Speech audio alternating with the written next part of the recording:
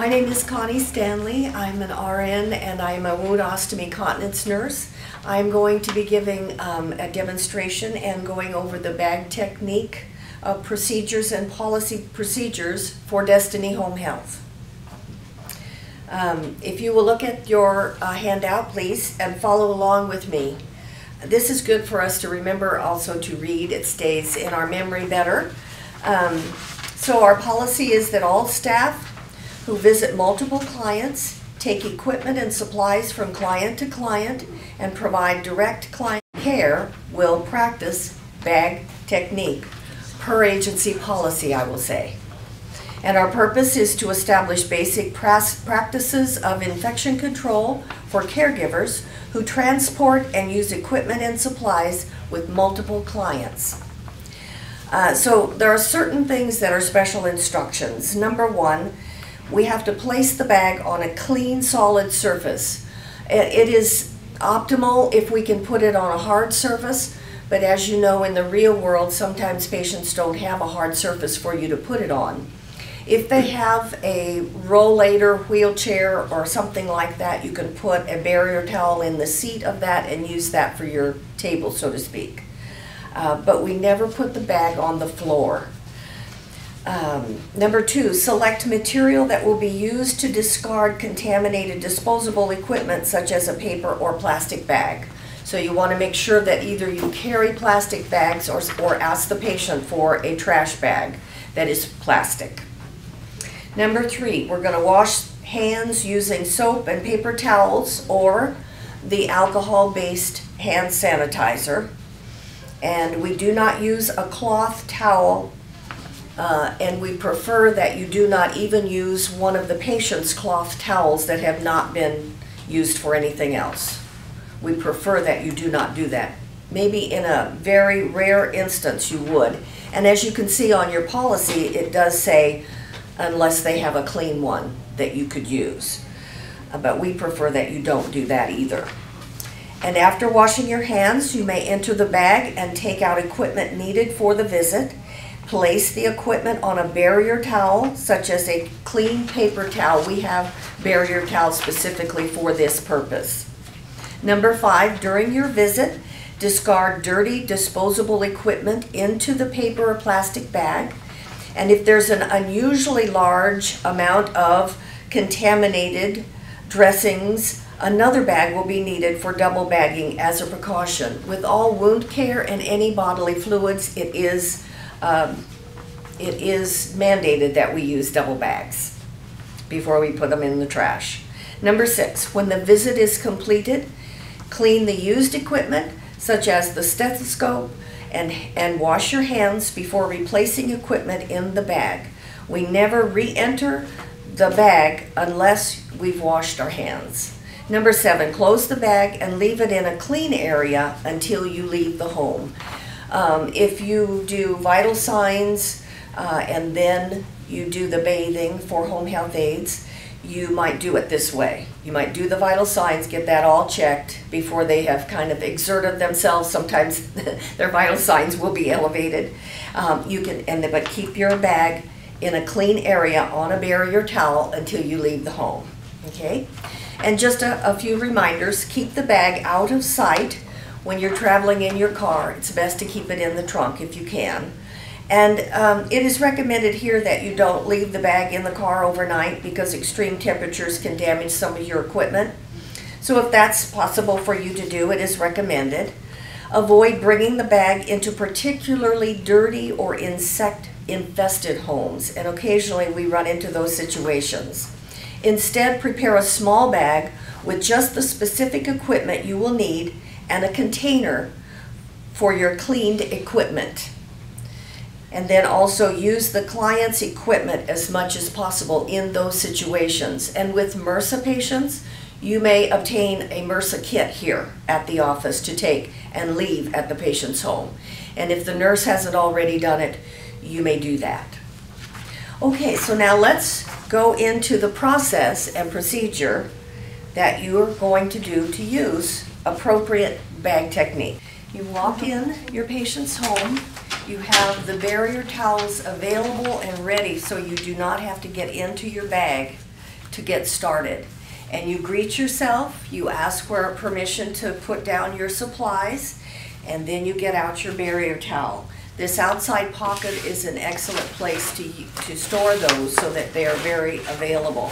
So you set up one and put your bag down, and then you're ready to get started.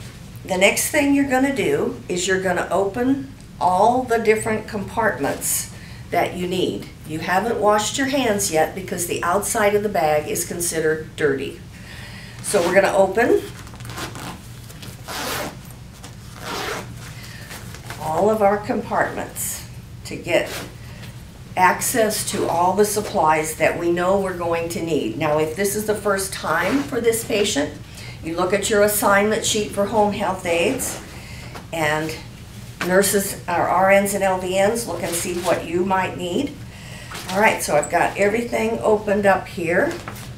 Okay, and now we're going to, I'm going to put one more barrier towel. I like to use barrier towels for everything that I need because your bag is going to take up one barrier towel, but you're going to need one for your blood pressure, thermometer, etc. So we're going to put another one down and get ready to put our supplies on it. Okay, and then you may hold your hand sanitizer in the pocket or in your pocket. And this we're going to go over. And we're going to use just the right amount of, we're going to keep that here too so that we can use it again. Just the right amount of hand sanitizer. And we're going to use our handouts that we received, and we're going to do just exactly what they recommend. So you have to cover all the surfaces of your hands, and you use enough so that you have enough sanitizer to cover everything.